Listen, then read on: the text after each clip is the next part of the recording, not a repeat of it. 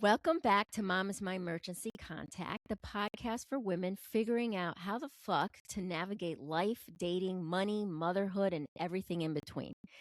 Today's episode is about something we don't talk about enough: the reality of making bold, sometimes uncomfortable decisions to change your life. Because sometimes growth doesn't look glamorous. Sometimes it looks like swallowing your pride, stepping outside of your comfort zone, and making a choice that other people might not understand. My guest today made a decision that most people probably wouldn't expect. So let's get into it. Today's guest is Lisa from 35 and 5. She is a 36-year-old woman who has navigated life's ups and downs as a single woman. Most recently, she created an Instagram profile called 35and 5, where she records her day-to-day life and progress in a 5-year plan. Welcome, Lisa. Hi, thank you so much for having me. Lisa, we're the Lisa show here. We are the Lisa duo. It's That's it. fantastic.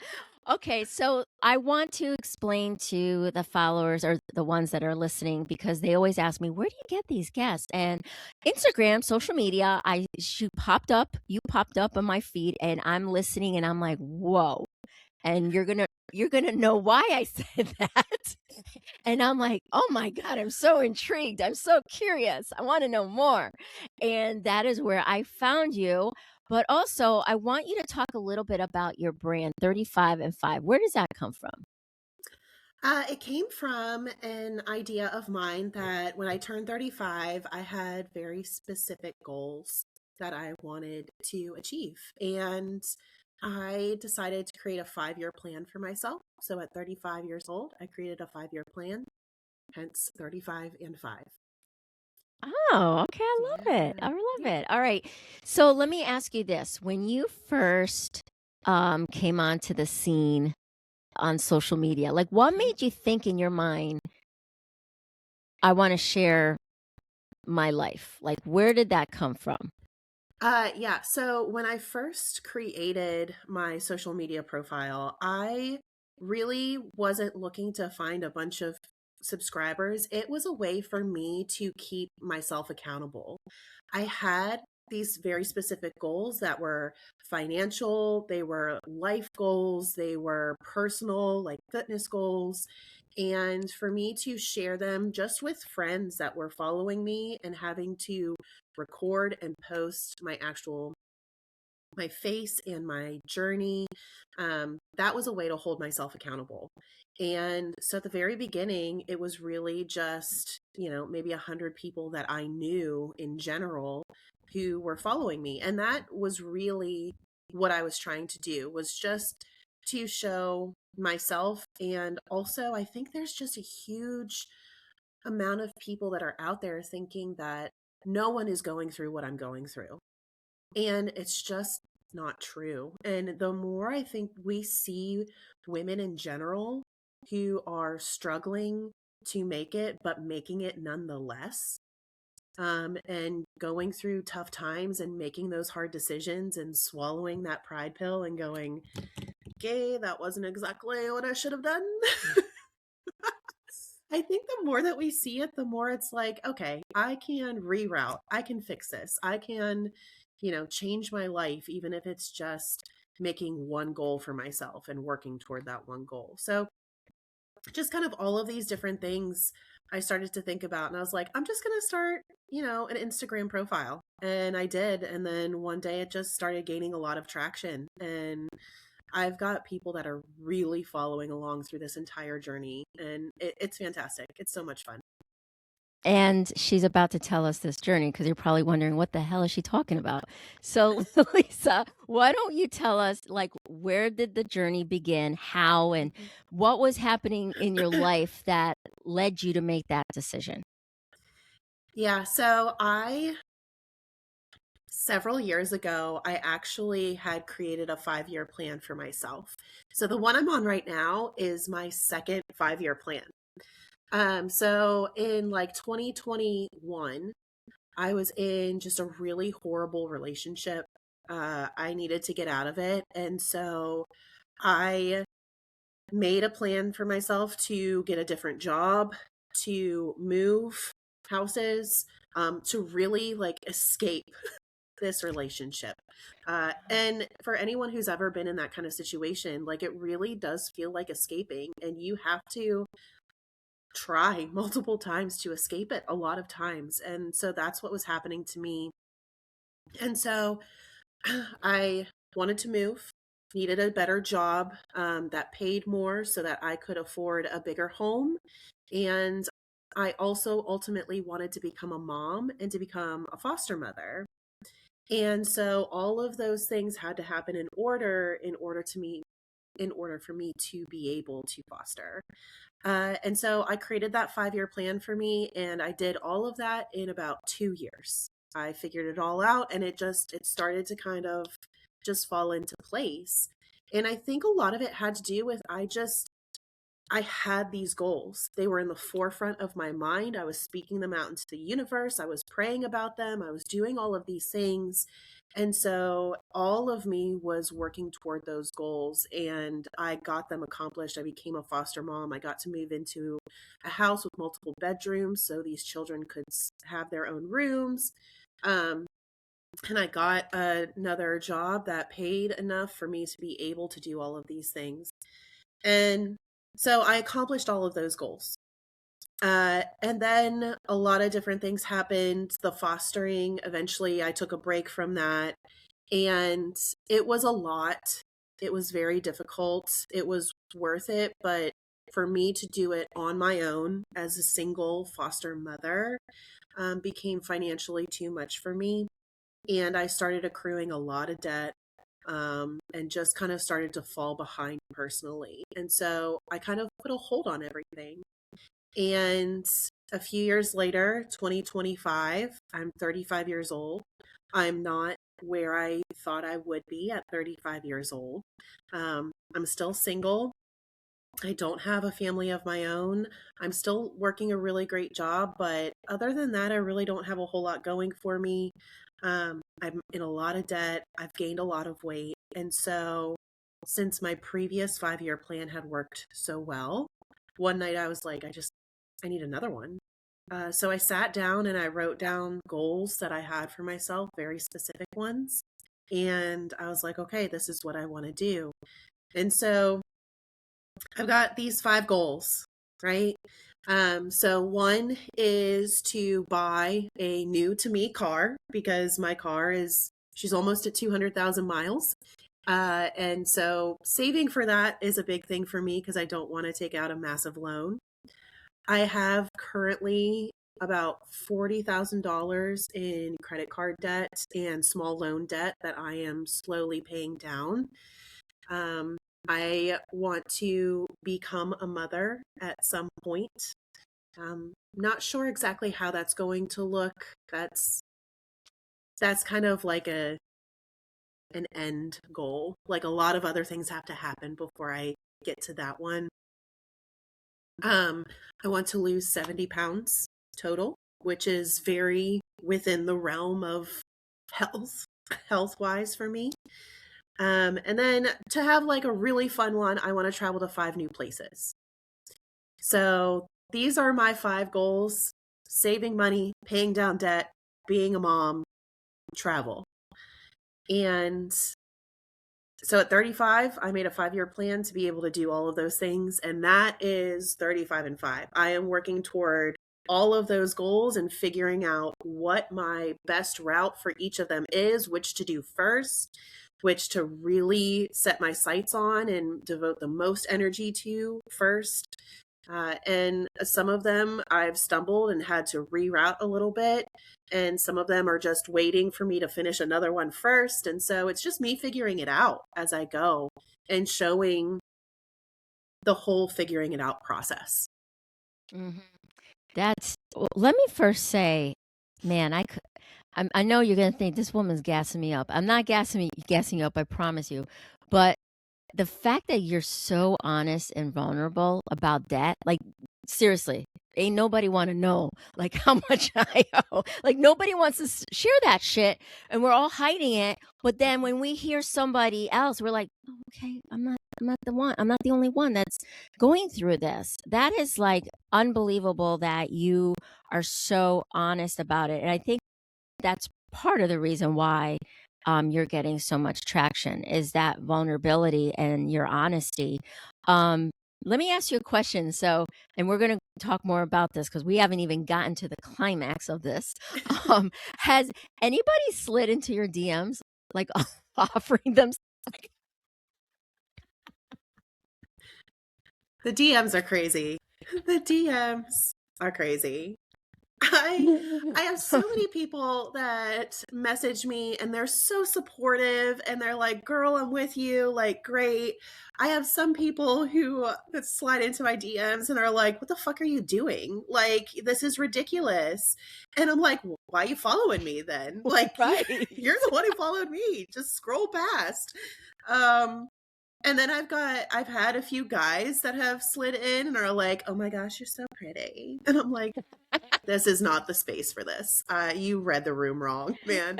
Like, this is one of my goals is not to find a man. I want that to be very clear because I have not had the best luck and I am a strong, capable woman and I can reach all of these goals on my own if I need to. And I'm not relying on trying to find a guy to make sure that I can pay off my debt and he can help me. I was raised to be able to do things on my own. Sometimes my parents think maybe they raised me a little too independent. But I did this. I am where I am on my own, and to make my life better, I can do that on my own. I don't want to put that on anybody else or make that an expectation that someone should have to help me with this. So that's where I am with that. But yeah, I've got a lot of I had to ask. variety of DMs, let's say. Oh, good entertainment. God, so empowering what you just said. Very, very empowering. I could actually feel that as you're speaking in regards to that. So, okay. So you got the plan. Now what happens? Oh boy. So, all of my plan, so I currently work 2 jobs, right? At some point last year, actually January of 2025, I realized that I was unable to pay all of my bills with just my full-time job. And that I was living on maybe an extra $50 a month after everything was paid. And I had an insane amount of anxiety, like, how am I eating? Like, how am I getting gas? How am I doing all of this? And I'm not afraid of work. So I just started applying and going, I need an extra weekend job. And I got a second job at the big box home improvement store that I'm technically not allowed to name because of their policies. But everyone can kind of guess it's the orange one. Okay. And so I applied at a lot of different, I applied at Walmart, Costco, like all these different places. And I did get a job at the big box home improvement store. I work on the weekends and some evenings during the week, so I'm able to bring in some extra cash. And I started a debt payoff program specifically for my credit cards. And this was something that a coworker who I really respect, she and her husband had gotten into a bind and they had started this program, and she talked to me about this a little bit. And so I started to look into it. I did a lot of research, and because I think a lot of these programs, some of them can be pretty sketchy, right? And they are there to take your money and not really help you. And so I did a lot of research, went through the Better Business Bureau, like did a lot of different things and found one that would work for me. And so I enrolled in that with all of my credit cards and one little small personal loan so that I have a fixed monthly payment and they are negotiating down my debt totals on all of my accounts. So overall, I won't be paying all of that back, but with all of the interest I've paid, I'm paying everything I've used, but it's just in a different way. Um, And so I've got that going. And now with some extra income and less going out, financially, I'm in a much better place. And then with my weight goal, I did start a GLP-1, and that has helped. Getting to my last few months of my life, I've put a hold on the GLP-1 just because the last few months of my life have been crazy, because I've had to move twice in the past 3 months. And these are things that I did not expect to happen and kind of came out of the blue, because that's what life is. It is rolling with the punches. There are constantly things going wrong, and you get through that thing and then the next thing pops up. So I was renting a beautiful house and had been there for almost 4 years. And I got a call in October of 2025 that my landlord was putting the house up for sale and that I needed to find a new place to rent. Now, because of my financial situation, enrolling in the rental or in the payback program, my credit score plummeted and was working its way back up, but wasn't in a place where if I had to apply to a place and they asked for a credit score, it wasn't going to look good. And so I was trying to find a place to live. And so I found one, but it turned out not to be a great situation. Stop me at any point if you want. Okay, I'm going to stop you. Okay. So, all right. So this is how I found you, okay? Because you were talking about living with a dad and his kids. Mhm. And I was like, wait, like you don't know the dad and you don't know the kids? So you end up moving in with a dad. And by the Mhm. way, his name that you put on social media, is that like his real name? No. Okay. No, I it's not. kind of figured that. Okay. So I love that you had the name, right? You called him out with his name, and then said that you are living with a dad and his 2 kids, I believe. So Yeah. how did you find that?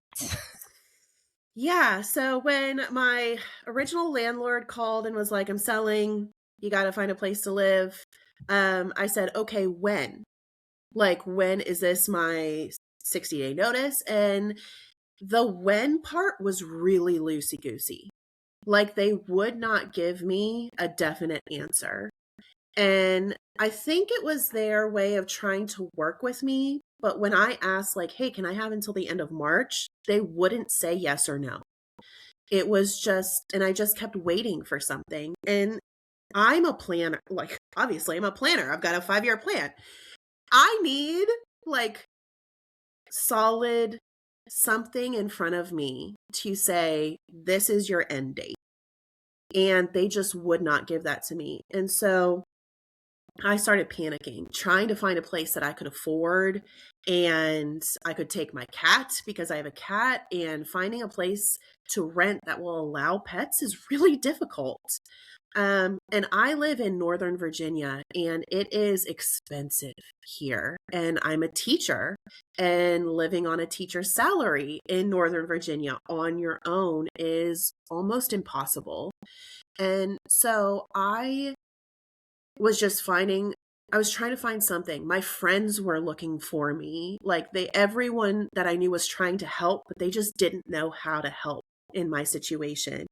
And then one day, one of my best friends sends me a screenshot of a posting, and she sent it to me as a joke. I should have taken the joke. But I was in panic mode and I didn't know what to do. And when she sent it to me, like, I knew it was a joke, but I was like, maybe. And it was a neighbor of hers who frequently rents out rooms in his 6-bedroom house. Wow. And it's across the street from her. I actually carpooled to work with her. It was going to be, location-wise, very, very good. Mm-hmm. And I was like, you know what? And the price was right. So I was like, can I take my cat? And so I reached out to him and he was like, yeah, sure. Come on by, like tour the rooms. I can talk to you about whatever you need to, blah, blah, blah. And so on 35 and 5, I call this man housemate Greg. Okay. I go to meet housemate Greg. Meanwhile, I tell my friend Amanda, like, hey, this is happening. And she goes, I'm sorry, what? That was a joke. Like, what?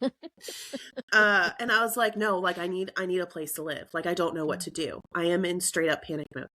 So I go to meet housemate Greg and I'm touring the house, big house. It's beautiful. It's a little messy. He's got a dog. He's like, are you okay with dogs? And I'm like, yeah, like I love dogs. Dog seems to like me.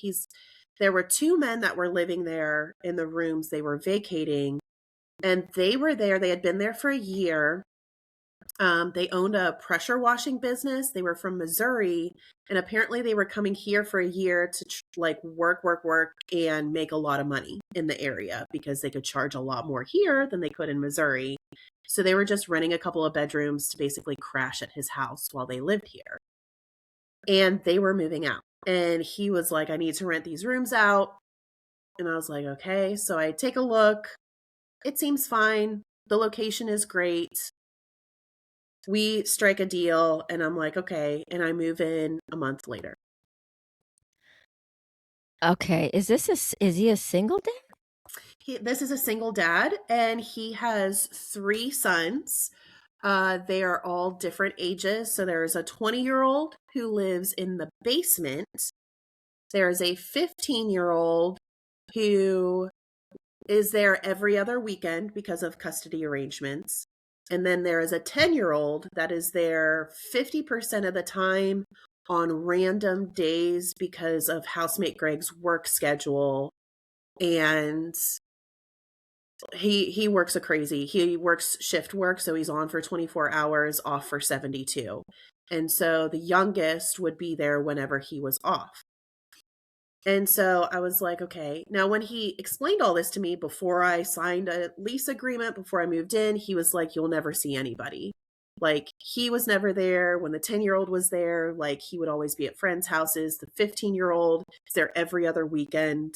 And the 20-year-old worked 2 part-time jobs. And even if he wasn't working, he was just in the basement playing video games. So I'm like, okay, well, I guess that'll work. And again, panic mode, like I need a place to live. And so I just said, okay, like I'm just leaping into this. And so at the end of December of 2025, I moved in with housemate Greg. I rented 2 rooms from him at one end of the hall on the 2nd floor. And one I made into my bedroom and the other was my office and kind of where my cat stayed and had to stay because she couldn't. The dog would not allow her out of the room, basically. Mm-hmm. And we heard about that. Yeah. Was this cut off? Like, was the house like set up where it was cut off from like his living quarters, or it was just open? It was just a normal house, just open. I was just like, I was at one end of the hallway upstairs, and he and the 10-year-old were at the other end of the hallway upstairs. And I'm just like, hey guys. So I'm just like, I don't know, like Auntie Lisa moving in down the hall kind of thing. And it was fine. My parents were hugely helpful. My dad came down for like 3 weeks in a row. I'm in Virginia, they're in Pennsylvania.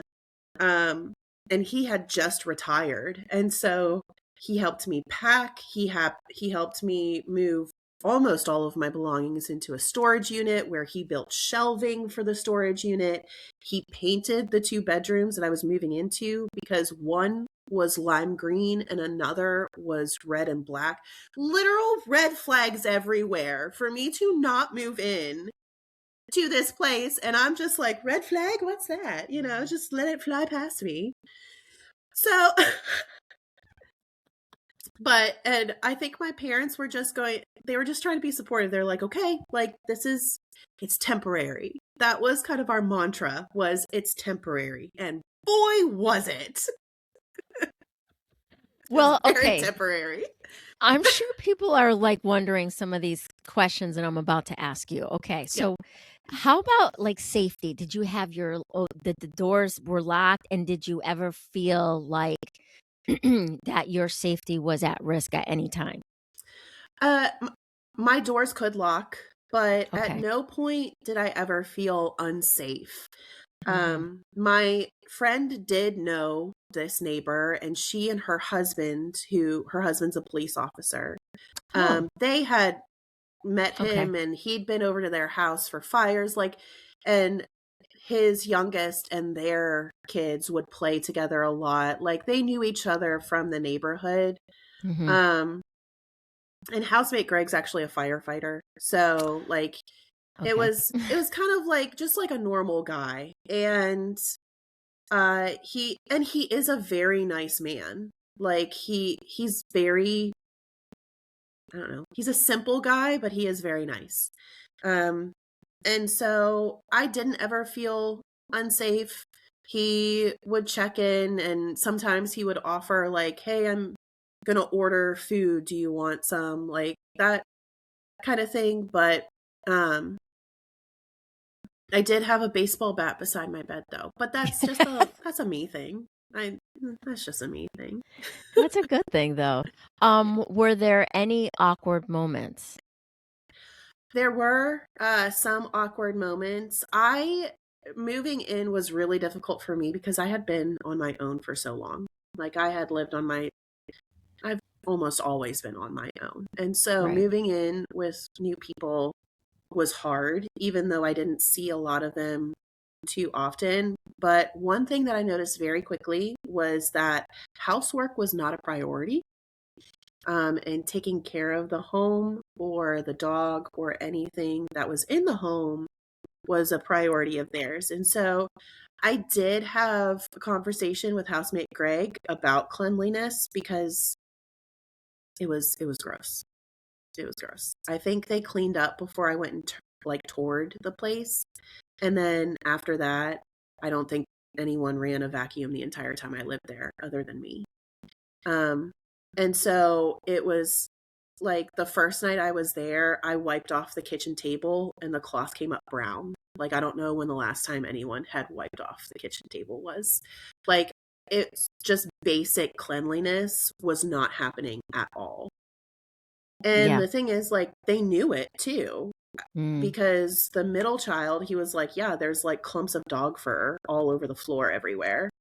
And like, I was like, yeah, anyone want to do anything about that? So I did not move in to be anyone's housekeeper. That was not my job.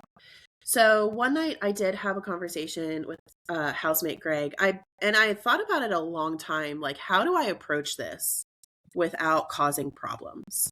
Right? Because sometimes I'm a little blunt. And so I really have to think about the way that I say things. So I basically asked him, "Hey, with your previous roommates, because he had had many people rent these rooms before. With the previous people who have lived here, how did you divvy up housework? Were there, because there's a common space of the kitchen and the living Mhm. room and the dining room, and there was a sitting room downstairs. So basically the whole first floor was a common area." And I was like, how do you take care of this? Is there like a cleaning schedule? Is somebody in charge of one thing and someone else is in charge of the other? And he looked at me like he was confused what I was asking. And he was like, I don't know. We just kind of take care of it when it needs to." And I was like, okay. And my face shows everything I'm thinking all the time. Everyone I know is like, "Lisa, fix your face." Like, because I never know what it's doing at any point in time. And I'm sure my face probably looked like, "Are you fucking kidding me?" And so I was like, "Okay, so is there like a chore chart? Like, is anybody, what's going on with that?" And he just went, "Well, if you want to make one, we can try to do it." Again, I'm not your mom. I am not your mom. And so he did ask, he was like, "Is there something that you're seeing that I should be working on more because, like, I just try to take care of it when I get the time. And it took everything in me not to say literally everything. Literally everything needs to be cleaned. This is disgusting. Wow. But I focused on the floors. I was like, Right. definitely the floors and probably the countertops. And he was like, okay, I'll try to do better with that. But like he would work for 24 hours as a firefighter, and then he was also flipping a house in town. So when he wasn't on shift, he was downtown basically rebuilding a different house. So he wasn't taking care of the things that he had already at home, including the house where he lived and his children lived and also didn't take care of. So it just got progressively worse and worse. And I'm telling you, I'm not kidding. After that conversation, he vacuumed the steps because I mentioned the steps and how there were it was just covered in dog hair. Just God. dog hair everywhere. And so he vacuumed the steps that night at like 9 o'clock at night. That's the only time I heard anyone other than myself run a vacuum in the 2 months that I lived there. And it's like, that's just an example. Like, wiping off anything was not a priority. I never saw anyone wipe off a counter, or like, it got to the point where I did not want to cook in the kitchen. And so I was buying like frozen meals to heat up in the microwave and take upstairs to my rooms. So it was just, yeah. And he was like a nice guy, but that is just not something that is on his priority list. Taking care of and it's a beautiful home. Like, it could be so, so nice. And I feel bad for the kids. I feel bad for the dog. Like, it's just, yeah, it was not good. Yeah, and you said firefighter. Those people, they don't have normal hours. They're like they're never home hardly. And then he's doing something else. So he's definitely like basically never there. And you probably could have redecorated the entire house and he probably wouldn't have said a goddamn thing. Nope. So when did at the point when did you get to the point where you were like, I need to leave, or did something happen? Because I think I missed those posts because all of a sudden you mentioned leaving and I'm like, what the fuck happened? So I didn't know what happened. So what did happen? Honestly, I can't really pinpoint a specific thing that happened. I know that when I did move in, so he has a dog, very sweet dog, love this dog. His name's Dylan. And when I moved in, he was like, do you mind, like, every once in a while you might need to let Dylan out, just like the people who lived here before would just, when they got home from work, they'd let him out. And that's really it, just to kind of help us out. And I was like, that's fine.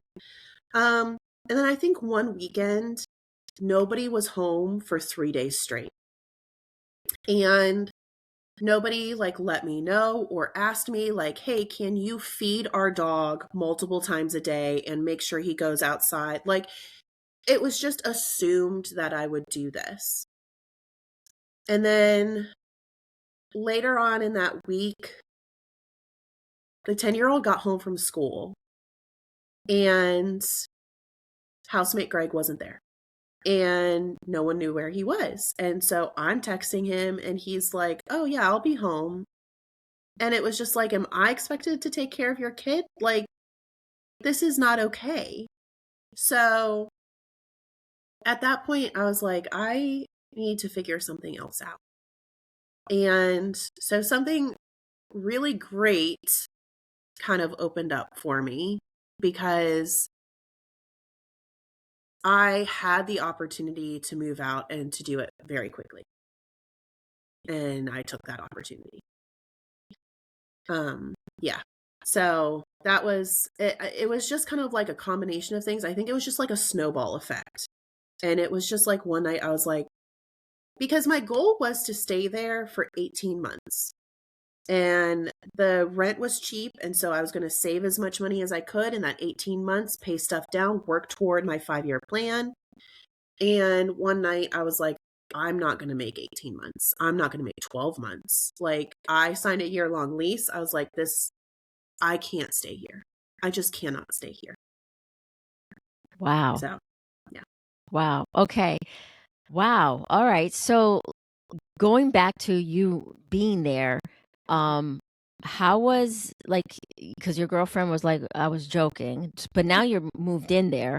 How did your friends and families like react to you being there? And did anybody at any time like was negative about your decision? And how did you handle that?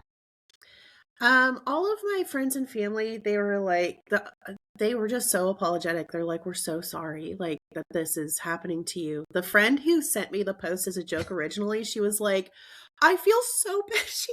She feels so guilty for sending me this Oh, post. And she's like, I'm so, so sorry. Like, I didn't realize. And I'm like, this is not your fault. I know it was a joke. Like, you didn't think that I would ever move in there, nor did you expect me to or even want me to. And there's no way, like, she had never been in his house. He had always gone to her house. And so it was just like all of these things, and people are like, okay, like, it's temporary. It's temporary. It was like the mantra, like, you'll eventually make it out. And so they were trying to be supportive. No one that I personally knew was ever negative about the situation. Nobody ever came out and they're like, well, that was your decision. Like, too bad.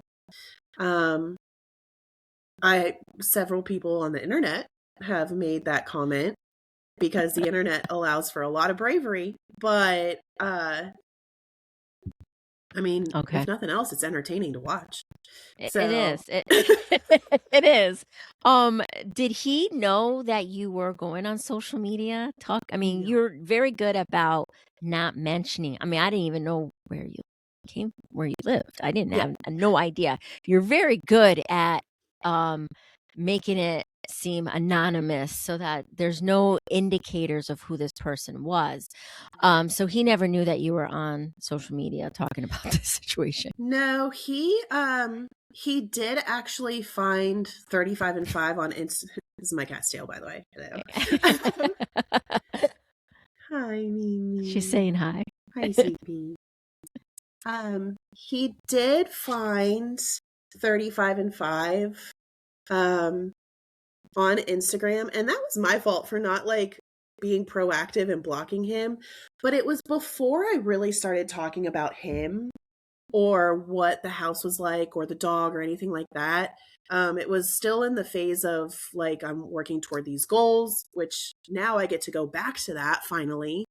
And so he found me, he followed me, and I was like, oh no.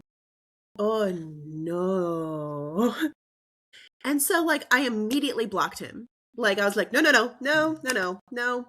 And I posted on my stories one night, I was like, oh my God, housemate Greg found me. I had to block him. And people flooded me with, no, you can't do that. It'll make everything worse. It'll be a big red flag to him. It'll make everything awkward, and, like, just unblock him. Like, it'll be fine. And I'm like, I don't think it will be, but okay. So I unblocked him. And I waited like another few weeks, and then I just ended up reblocking him. I was like, I'm not doing this. Like, I don't want to have to censor myself as much as I need to because of this man. And, like, what's the worst that could happen? He could be like, did you block me? And I'll be like, yeah. Yes. Yes, I did. Oh God. Did you vacuum? No. Like, I mean, it's crazy to know that he has an Instagram. He had time for that. Is yeah. that not crazy? I just, yeah, it's pretty crazy. But he, like, I think at one point he mentioned, he was like, yeah, I was just doom scrolling and I saw something and I was just like, okay. At any point, did you ever say to yourself, what the hell did I do? What am I doing? Yeah, I'm sure. basically every day that I lived there. every single day. But what kept you, and I'm asking this because I know we find ourselves in these situations where like we fucking hate it, Mhm. but we have to do it and we have to stay the course. How did you, or what did you do, or what did you say to yourself to say, Lisa, you just gotta stay the course, this fucking sucks. Like, what are some of the things that you said to yourself, or what did you do to focus on your plan?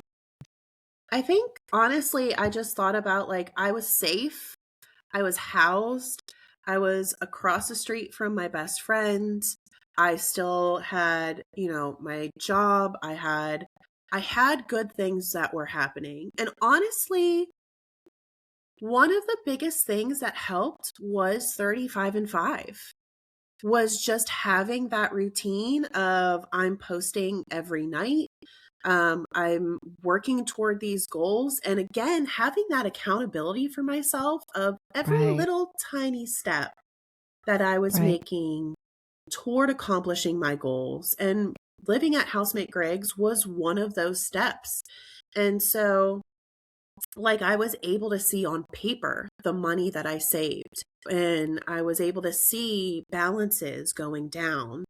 And even in the short time that I lived there, like, I was able to see like a tangible movement toward being in a better spot. And so that was something that I just kept telling myself, and my parents were telling me the same thing too. They're like, "We know it sucks. We know it sucks, but it's going to be okay. Like, it's going to be okay."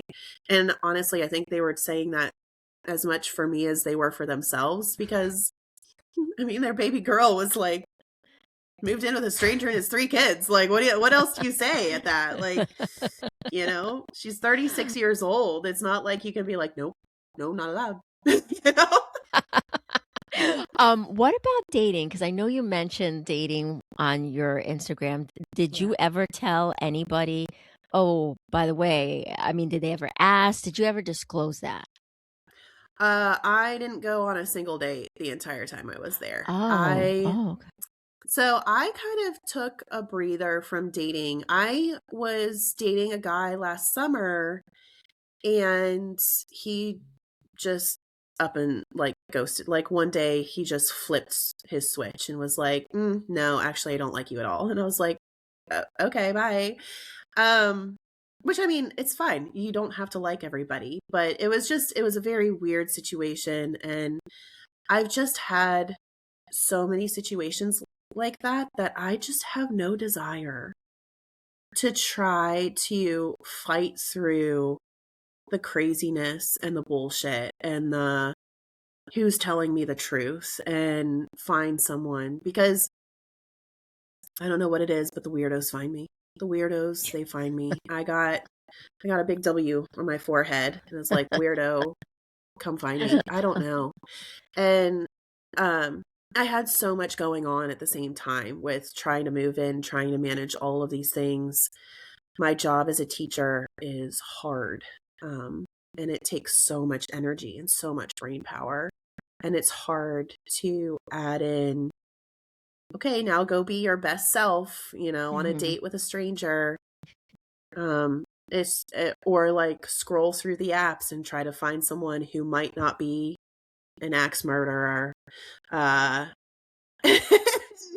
I just at this point it's just like I'm best by myself, and I don't want to diminish that at all. I don't want to try to put myself into a box for another person. If I do find someone, I want to be able to improve their lives as they improve mine. Like, we can help each other kind of that way. Um and I just have not found that person, and even when I am actively searching, it's not happening, and I don't want my life to revolve around that. And it's a really hard balance, because it's like you have one side that's saying, "Oh, you'll find it when you're least expecting it," and the other side going, "You have to try." And it's like, "Well, I just I Yeah. don't know what to do with that." And so I just don't, is basically what it comes down to. How did he take you leaving? Like, was he just like and anybody else, the sons, did anyone like, oh, hey, Lisa, we're going to miss you? So I did sign a year-long lease. And when I first looked into leaving, I just looked up my lease and I was like, okay, if I break this, what are the ramifications? And basically, I had to give him 30 days notice, and there is like a financial fee. But it wasn't even 1 month's rent, this fee that I would have to pay. It was like half of a month of rent. And so I was like, worth it. Absolutely worth it. I will be leaving, yes. And so what happened was when I first got the call that my original landlord was selling my home back in October, another best friend of mine and her husband had been working toward getting a job for him overseas. And it's in connection with the military. And they were like, we think this might be happening. You might be able to move into our house and it'll be great. And this is back in October. Mm-hmm.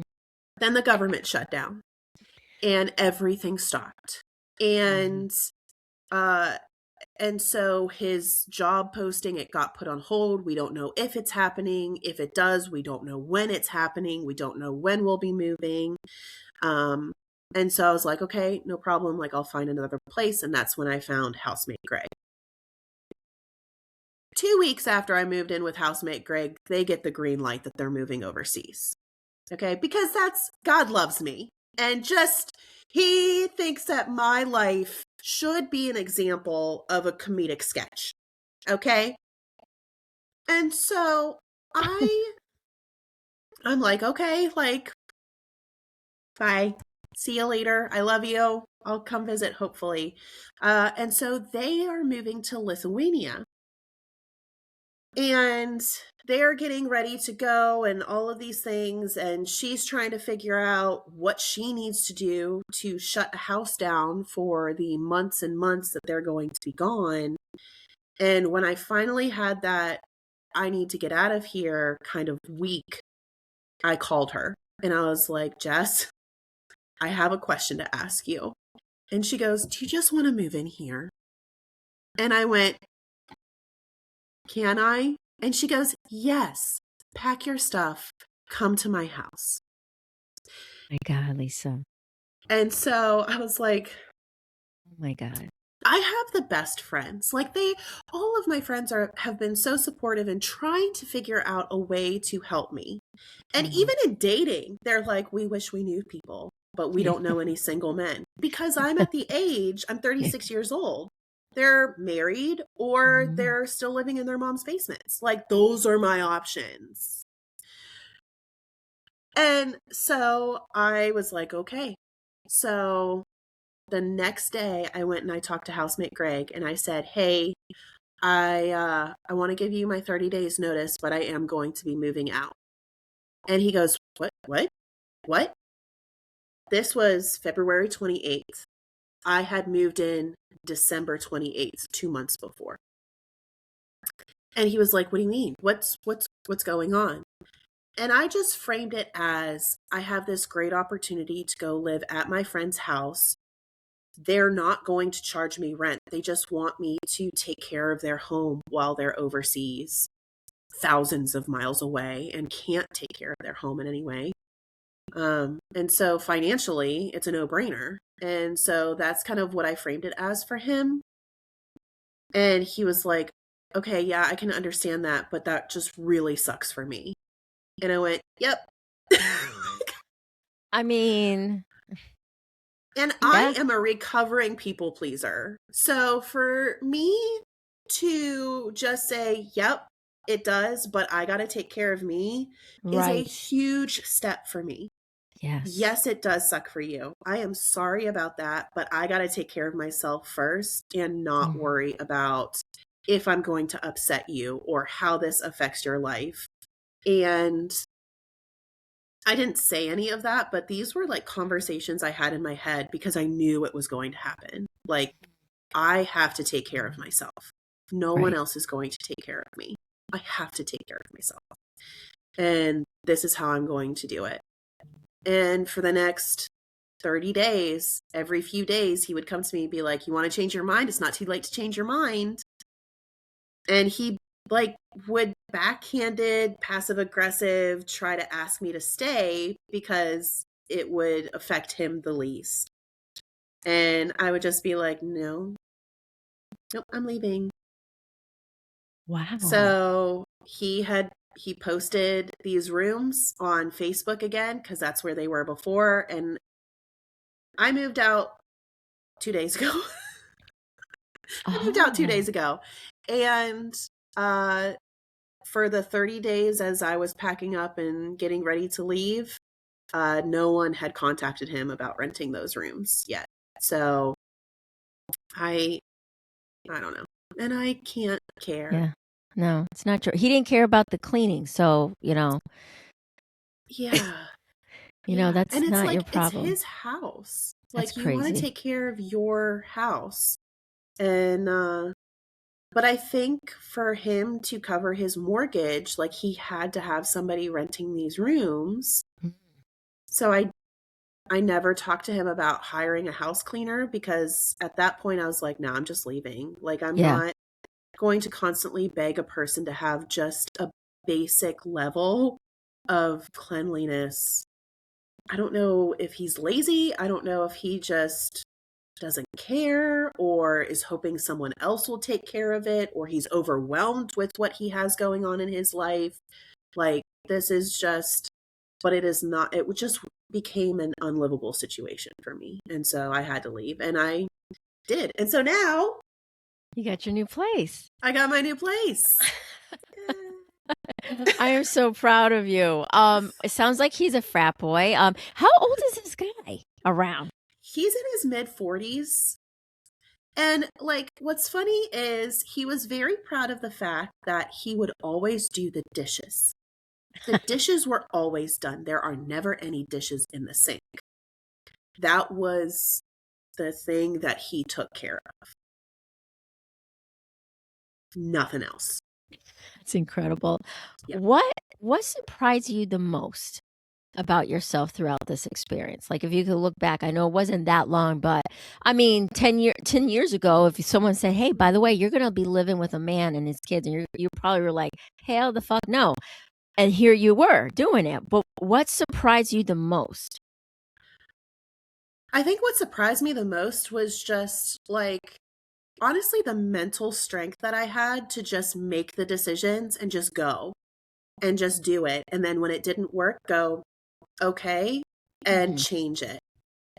Because there still are some times, but there have been a lot of times when something wouldn't work out and I would just crumble and fall apart and just sob and call my parents. And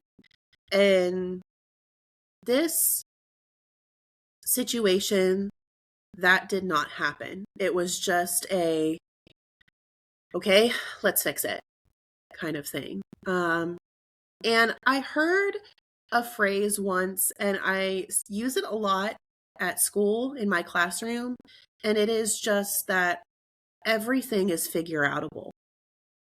It might not be easy. It might take a couple of tries, but everything is figure outable.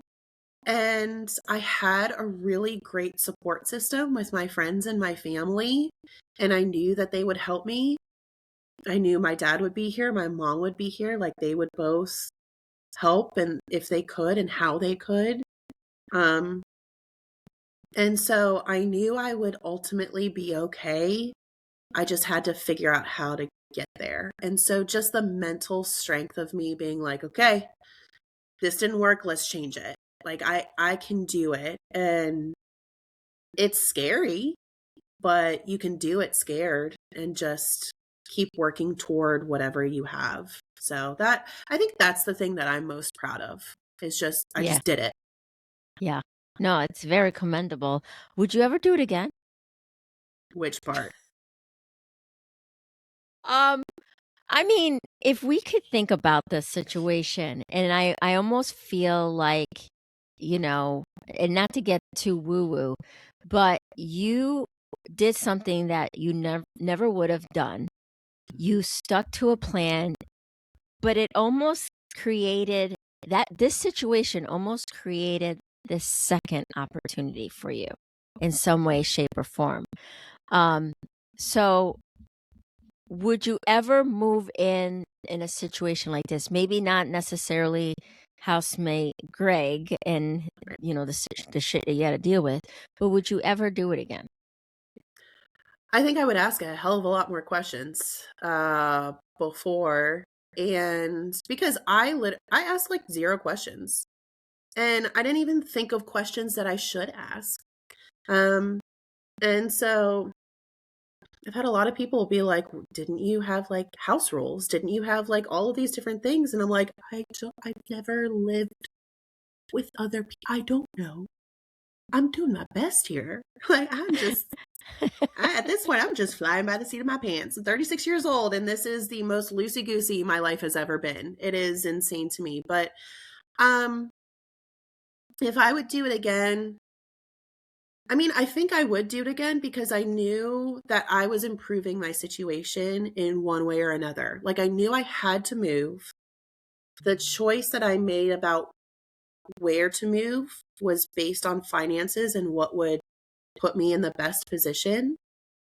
And so, and it did financially, it helped me quite a bit. And so I think I would, because it was a move to get me toward attaining those goals that I've made for myself. But moving twice in 3 months is not fun. 0 out of 10 stars, would not recommend. Yeah, I agree. Okay, well, we're going to do some rapid fire questions here, okay? I don't Okay. want you to think too much about it, just the first thing that comes to mind. All right? Okay. The hardest adjustment, the man or the kids? The man, 100%. The weirdest habit you discovered that he had?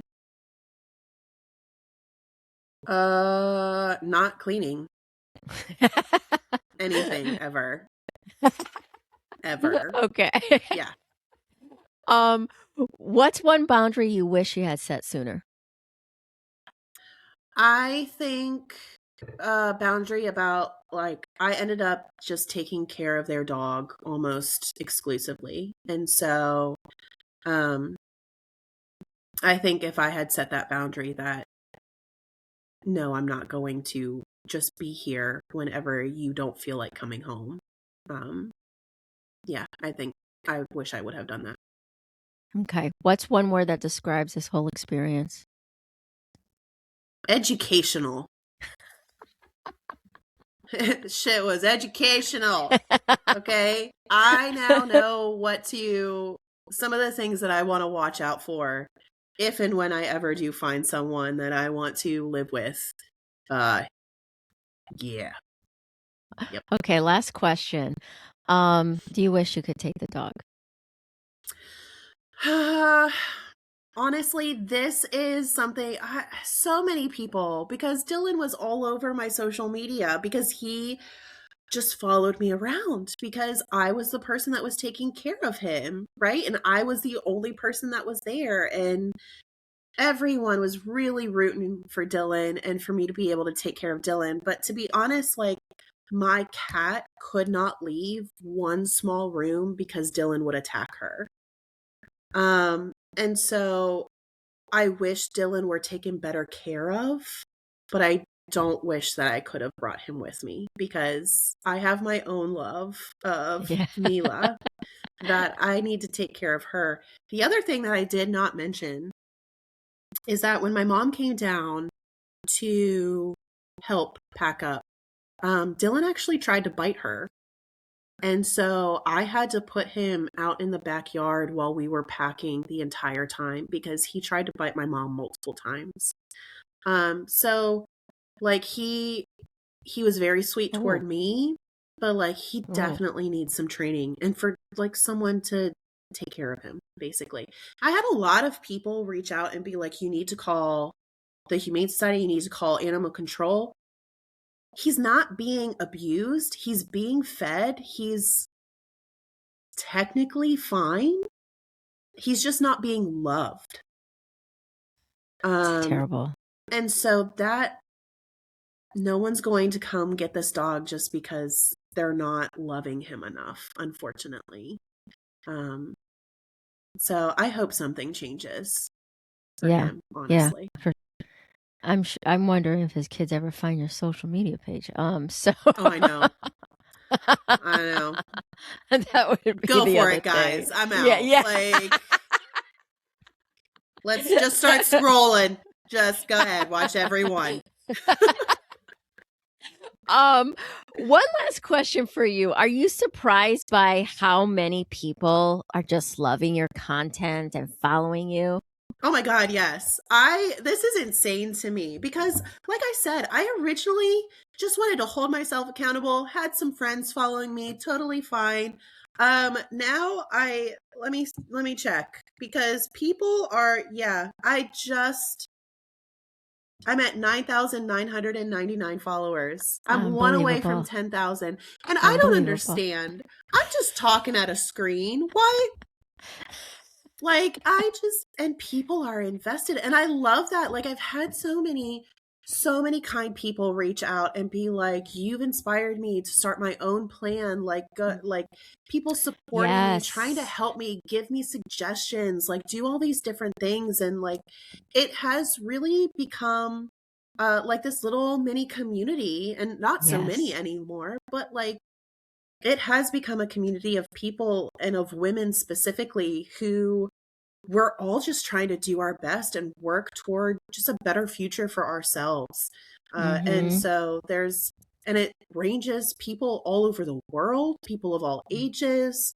And so it's a lot of fun. At the end of the day, it is a lot of fun. I've got some naysayers and I'll just block them. And I've kind of made a game out of like figuring out the cleverest response I can get to them. And because I mean, I work with teenagers all day long. I live in the land of naysayers. Okay. You're good. You got this. Bring it. Like, you can't hurt me. I teach 17-year-olds all day long. Yeah. You can't hurt 100%. 100%. Lisa, this is amazing. I want to let everyone know where they can find you. So where can we find you? I am on Instagram. I'm also on TikTok, but mostly Instagram. And I am 35andfive, all written out, no numbers. And so you can find me there. Okay. Lisa, thank you so much. Thank you. I'm really proud of you. I'm loving everything that you are doing. And I think because you're so honest and you're doing something that we all want and wish we could do, is taking those big steps to work towards ourselves. And you have so many people rooting for you. And I love that you created this community of people helping them. I just think it's amazing. You intrigued me, and your storytelling is amazing. So I think that's the other part of it. You're really great at telling the story. It's like, I'm in a fucked up situation, but we're going to laugh and have fun with this. And that's exactly how, you're putting out that information. And I think that's why so many people are just attracted to that. Okay. So everyone, before you guys go, make sure you're subscribed to Mom is My Emergency Contact, wherever you listen to podcasts. We're on Apple, Spotify, and all major platforms. If you'd rather watch the conversation, head over to our YouTube channel. Just search Mom is My Emergency Contact and hit subscribe so you can see Lisa and I talk and her cat making an appearance. And if you want bonus content, because Lisa and I are going to have a little chit chat behind the scenes and updates you don't always have to listen to on the podcast, come hang out with us on Substack, After Hours link. It's in the notes for you to subscribe to, and all the links in the episode notes, including how to reach Lisa. What I love about conversations like this is that they remind us that life doesn't follow one script. Sometimes the bravest thing a person can do is make a decision that others don't fully understand because they know it's the right move for their future. sacrifice isn't always comfortable, as we heard, and it's rarely glamorous, as we now know, but often it's what creates the foundation for something better later on. And we are so seeing this with Lisa. So to my guests, thank you for sharing your story and being open about the choices you made and the courage it took to follow through with them. And to everyone listening, sometimes progress looks like risk, discomfort, or doing something unconventional. But these moments of bravery can be the very things that change the direction of your life. Again, thank you, Lisa. And until next time, everyone, bye.